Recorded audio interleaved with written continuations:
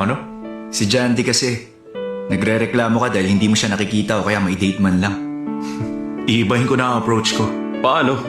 Well, magpapa-hard to get ako. Para mailang siya sa akin at makonsensya. Okay, sa mga ma-agree na gagana ang approach na to, raise your hand. So ma-agree na papalpak to. Kayo talagang tatlo.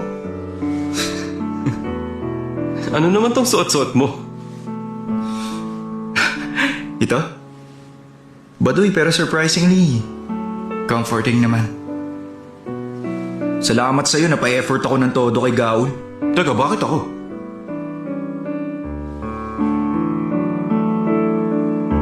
I'm sure matangkad siya. Malagpas 6 feet, no? Malamang. Ang cute niya talaga. Oo, Ibang klase si Hajen, no? Super hot niya, di ba? Nakakabaliw talaga.